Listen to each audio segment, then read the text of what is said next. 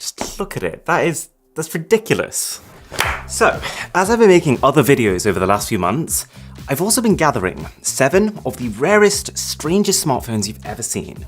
So number 7 is the Galaxy S4 Zoom. I got a bit lucky with this one. I logged onto eBay and it was sitting in front of me. But this is a special phone, because while it might seem like just a standard 2013 device from the front, turn it over and you realize we've got a bit of an imposter on our hands. But do you want to know the crazy part? All of this stuff is just there so that this phone can have 10 times optical zoom. The modern day Galaxy S21 Ultra also has 10 times optical zoom. It's just, this one doesn't look like it's been let loose in an all-you-can-eat buffet. Samsung wasn't wrong about zoom being a key selling point in the future. It's just that soon after this phone came out, companies figured out a more efficient way of doing it. See, the traditional method, and how it was done on the S4 Zoom, as well as just generally point-and-shoot cameras, is to have a whole load of stacked bits of glass that, by changing the distance between them, can magnify things without losing quality. But then came the eureka moment of multiple cameras. What if, instead of just one camera that you have to put all of this movable glass in front of so it can reach all of these different magnifications, we just have 2 fixed cameras, one that can capture a wide view and one that can capture that zoomed view. This worked so well that in 2021, every single smartphone uses this technology. And if we test these 2 phones side by side, I mean, obviously we are comparing 2013 to 2021 here, but it's just cool that we're now at a stage where in most aspects, this clever engineering paired with a bit of software magic can outperform last gen's pure optics. Number 6 is the No Phone. Number 6 is the No Phone, and it kind of looks like the pinnacle of stupidity, but it worked. And thanks to Huel for sponsoring this video. Ouch. So this is the packaging, and it's probably its best feature. No, literally, you can do more things with the bag it came in than the thing itself. And is it just me, or does this No Phone look suspiciously like another not-so-innovative device? But what this company did is played on the growing sentiment that tech is ruining our lives. They said to people, do you feel the constant urge to have your phone with you? To which most people probably said yes. Do you wish you could be less attached to it? To which most people probably also said yes. The solution is simple. Hold our thing instead. People bought their vision, this idea that the No Phone was effectively the anti-smartphone, how it's branded as taking 0-megapixel photos and having 0 gigabytes of storage, and how it's toilet bowl resistant. Because it's a sheet of plastic. It was fully funded on Kickstarter. The creators were invited to all manner of interviews and even a TED Talk, and they're still selling them today, 6 years later. Although when I tried to get one, there was a serious stock shortage, and it took them like an extra month to get it to me. But that's even crazier. They're selling bundles, the couple's cure, the family plan, even the employee gift pack. And they released a follow-up device. I really wish I was joking, but this is an actual product. And I'm just sat here trying to think, what would the returns process look like on this? Hey, my No Phone Air doesn't seem to be working. Let me have a look. Seems good to me. Okay. I don't really like this phone. Can I just get my money back? Why, of course. Just, please return the device first. It's right here. With all due respect, sir, that is your hand. Number 4. Imagine this headline. Ex-Apple CEO starts his own phone company. And not just any Apple CEO, this was John Sculley, the guy who kind of replaced Steve Jobs back in the day. And his idea was interesting, that most $200 budget devices at the time were purely functional. They had little to no attention given to hardware design or even software design. So Sculley created the company OB with the goal of producing phones that had that Apple brag factor, that designed in Silicon Valley coolness, but for emerging markets like India and Africa. And just given the fact that Apple has got such a reputation for only doing things when they know they're going to be huge, the sky was the limit here. And I'd even go as far as to say that the presentation was promising. It was a great demonstration of how the company could make something both premium and practically priced. It's just, for a fashion-focused device, it sure does look an awful lot like a toilet seat. The bottom is rounded, the top is flat. It genuinely looks like the company built a rounded phone first, and then realized, wait a second, this just looks like every other phone. Make it different. And I think this kind of mentality is also what led them to a screen that is raised above the rest of the phone. I think the idea was to prevent your fingers resting on the display itself, but yes, this is as impractical as it looks. More fundamentally though, if you're entering a new market with a new product and a new brand, then the one thing that you've got to absolutely make sure you're doing is solving a problem that people are having. Because yes, you could argue they have built a cooler phone for people who like toilets, but for the majority of the markets they were targeting, being visually unique was far from the primary concern. So it flopped. They went back to the drawing board, relaunched, and it flopped again. And it wasn't long before John Scully just straight up started denying his involvement with the company. Pretty fun story. But now is where things start to get really curious. This is the K1 Impulse, marketed as the most secure device on the planet. And I gotta start by saying, this is easily top 5 smartphone unboxing experiences that I've probably ever had. So, if we take off the wrapper and the sleeve, we're left with 2 magnetic doors. And inside them is everything you could possibly expect, but also everything that you probably didn't. We've got the phone, which says, "Privacy is the new order." Feels like I'm joining a cult. We've got a beefy insert with a whole menu of paperwork, as well as a very unusually shaped case. And, of course, you can take this layer off. And as well as just a charger and a USB-C cable, you get a full 3-course meal of travel adapters. But then we go back to the top layer again, and you find a carbon fiber wireless charging pad, a pair of really quite high-end wireless earphones with a display on top that shows battery percentage. And then, take off this middle part and you've got 3 private keys, which will make sense in a minute, and then what is this? If anyone has any idea, just let me know. And if you thought it couldn't get any stranger, well, I mean, just look at it. Long story short, this may come as a surprise after that ridiculously embellished unboxing experience, but this phone was a scam. The company had built their own supposedly ultra-secure crypto data OS. These keys, you're actually meant to plug them into the phone so you can enter your own secure vault. And it's the weirdest thing, they tried to legitimize their own security by inviting people to hack them. First thing you see on this website is, hack us for $1 million. Could you ever imagine, like, any legitimate company doing this? And their number one selling point was that this was the first and only phone to run voice over blockchain protocol, or VOBUP. I mean, if we're all inventing words here, then a sub to the channel would be PUPLEBIB. You've probably heard a fair bit about the blockchain. It's the basis of Bitcoin, but at its core, it's just a decentralized way of storing data so that it doesn't belong to any one single person or company. But the issue with blockchain is that it's just not very well understood by most. So this company basically tried to use that ambiguity to make it seem like it had almost magical properties. They said to people things like, you get unlimited storage for free, because blockchain.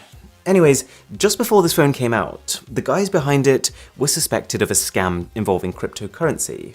And it was bad timing because all of a sudden people were like, wait a second, is anything they said actually true? And sure enough, under scrutiny it turns out that the private keys were just flash drives. Almost every article covering the launch was a paid article by the company, and in the name of supposed security, most basic smartphone features like Gmail, social media, and even importing contacts did not work. And for everyone who messaged their helpline to try and get some support on this, they either got completely blanked, or they got given a 200-word essay on how these were the necessary precautions needed for VOBUP to work. Also, I'm getting the sinking feeling that what they've actually done here is just bought a cheap phone from China and then stuck this fancy casing around it and made it their own. Because otherwise, why does this look suspiciously like a 3D printed cutout? And why else would it have not one, but 2 sets of bezels?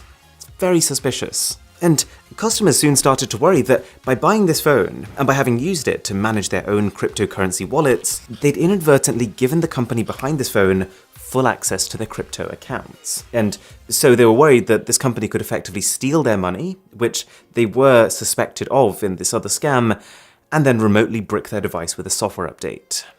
Pretty scary stuff. Okay, number 2 is rare. So rare that I couldn't find a single unopened one of these on the entire internet. And the only one that I could find literally came delivered to me in a lunchbox. The ultimate in reusable packaging, I guess. It's just a shame that there are no sandwiches included. Welcome to the Turing phone. And I've got to say, apart from the fact that this kind of feels like holding a pair of scissors on the wrong end, I think it looks gorgeous. It's an almost modular aesthetic, with each panel having a slightly different soft-touch matte finish, with one of them just straight-up dragon-scale texture. It's weird that it works, but I think it does work. And the whole thing is apparently built from liquid morphium, which is stronger than steel. But what is it? Well, picture this. It's 2015. We've had the Galaxy S6, the iPhone 6S, but Turing Robotic Industries just comes out of nowhere and says, hold up, we've got a phone that not just outspecs them, but is encrypted to keep your privacy. I wonder where we've heard that one before. These phones did get made, or at least like a few of them did, but most sources say that not a single one got delivered to customers. Somewhere along the line, I think it really hit this company just how hard it is to make a fully working smartphone, and how they really needed more than the 50 employees they had to do it.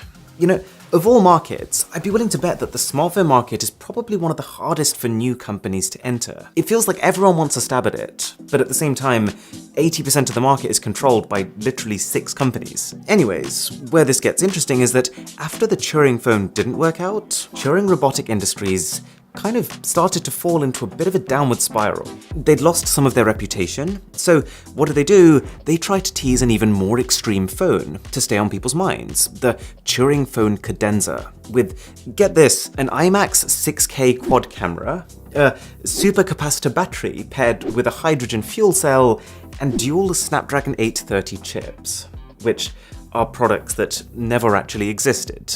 And so when that too inevitably ended up with nothing, they went even crazier. They changed their name to Turing Space Industries and teased something called the Hubble phone with, you know what, it's not even worth going through this spec sheet. It didn't happen.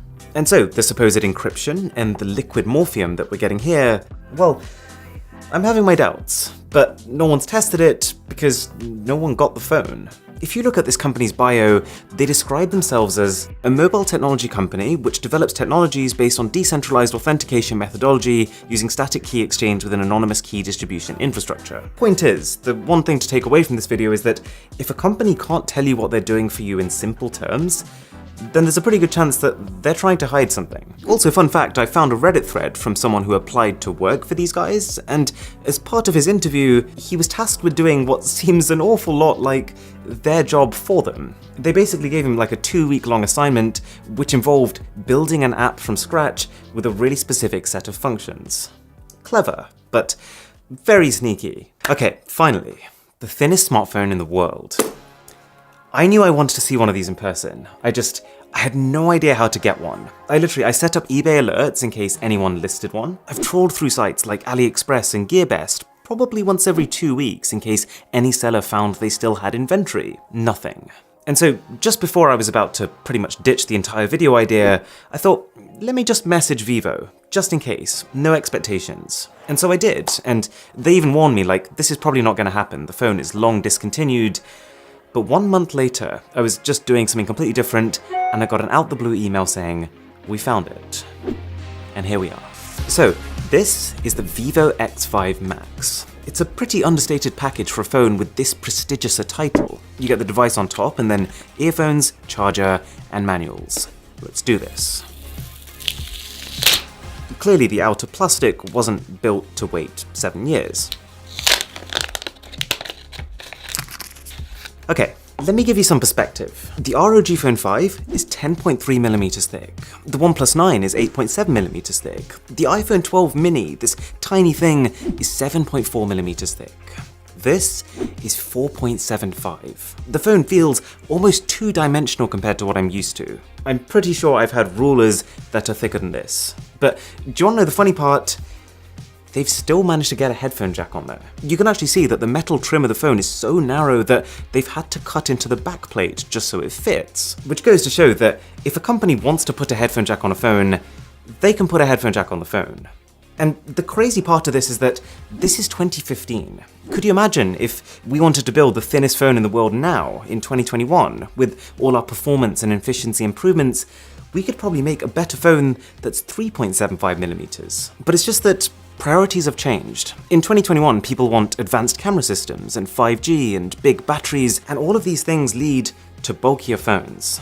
Plus, I feel like being this thin is a little counterintuitive, because it's so thin that it's more likely to break, but if you then put a case on it, it's not thin. Still a beautiful bit of tech to look at, and still an engineering marvel, but I reckon if a company released a really thin phone today, then tons of people would flock to go and see it, but very few of them would actually follow through and buy it. Okay. This is Huel. I've actually been drinking this stuff for like 4 years before the company actually reached out and wanted to sponsor something. But here we are. So when you buy Huel, you're basically buying a whole meal in powder form. You get a free shaker with it, and to make it, you literally just add water and shake. And it's actually built so that you don't even need to pour it into anything, you drink it from the shaker. It's healthy, like almost the entire ingredients list is just oats, peas, coconuts, grains. It's got tons of protein, 26 essential vitamins and minerals, and it tastes surprisingly good. And the one I've switched to recently is the new Black Edition, which is the exact same concept but with 33% more protein and 50% less carbs. So give it a try. I have left a link down below, and if you order through there, you get not just the Huel and the shaker, but also a Huel t-shirt. They are very nice t-shirts. Anyways, thank you so much for watching. My name is Aaron, this is Mr. Who's the Boss, and I'll catch you in the next one.